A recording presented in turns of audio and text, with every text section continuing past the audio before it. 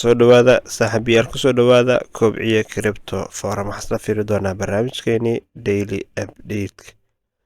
haddaan fiirino lacagta guud ee suuqa ku jirta waa 3.3 trilyan 24 saac soo dhaafay suuqa waxaa soo gashay 205 bilyan oo dollar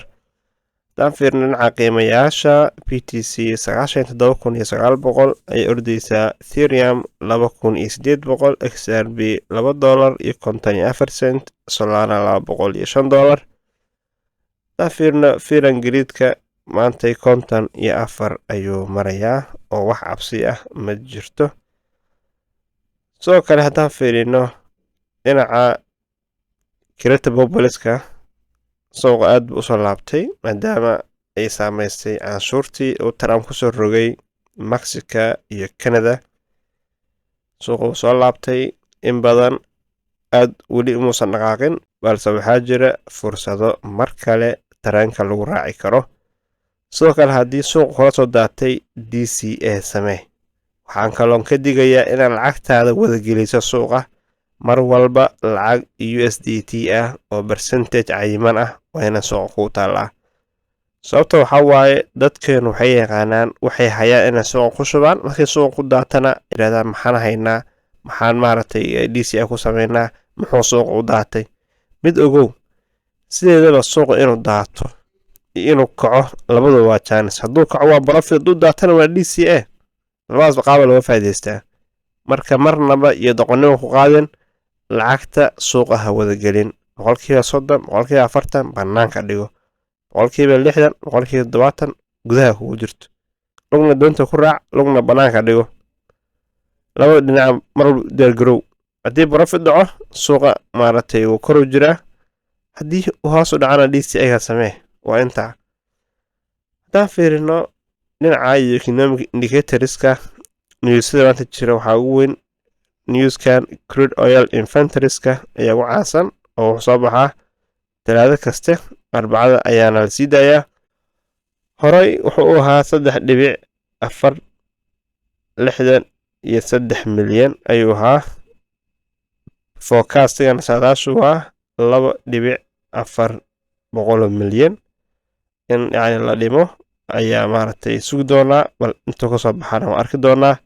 halkan u jeedaan waa ra-iisul wasaarihii Canada Justin Trudeau oo ka cabaaday culayskii uu saaray Trump ninkii Trump horta waa guuleystay oo Mexico iyo Canada waa kii canshuur 5% kusoo rogay afka ciidda u daray marka wuxuu leeyahay waxaan la hadlay Trump waxaan isku afgaranay inaan maaragtay 1.3 bilyan dollar yani border plan ku baxsho oo maaragtay dadka oo daroogada iyo maaragtay dadkan immigrantska ah dadka soo gudbiya aan kula dagaalamo sidoo kale in 10,000 oo ciidan ah aan soo dhigo front line-ka xuduudda marka hadda ninkii Trump afka ciidda u daray habartii Mexico ayadana sidoo kale intaas buu ka samaystay marka dadkan hadde maaragtay baabuurta inta badan oo Mareykanka sameeyo wuxuu u dhoofiyaa waa labadaas wadan marka canshuuraadkan iyo waxyaabahan waxay qaadi karaan ma ahan sidoo kale dhaqaalaha guud ee caalamka uu saameeyay sidoo kale China ayuu ku soo rogay canshuur China waxay ku jawaabeen 15% ay ayagana ku jawaabeen Justin Trudeau iyo naagta kale oo Mexico haysata oo waxay dhahayaan anaguna waa difaacaynaa canshuuraan soo rogaynaa laakiin waxaa qalqal galay dhaqaalahoodii sidaas ayaan u baqeen marka asxaabta waa u jeedaan caalamka sida maanta dhaqaalihii lagu dagaalamayo sida AI lagu dagaalamayo marka waa inaad la socotaa si dhow xaaladihii u dambeeyay isbedelka caalamka sameehayo haddaan fiirino dhinaca iyo ETF-yada kale ETF-yada aad bay wax u gadanayaan ETF-yada ugu badan ee maanta wax gadanayay waa Bitwise ayaa u badneed oo 500 oo BTC ayaa gadatay waxaa kaloo ku xiga Fnac 56 xaba ayaa gadatay kuwa inta badan iska gaday Grace Scale oo kale 555 xaba iska gaday oo BTC ah oo markii laga fiiriyo BTC-da guud oo ah 1.33% midna ogaada saaxiibayaal suuqa mar walba oo take profit lagu sameeyo intay ka muuqataa oo lacag badan baa ka baxa gaduud buu noqonayaa mar walba oo suuqa lacag soo geliyana waa cagaarkaas marka taas mar walba ogaada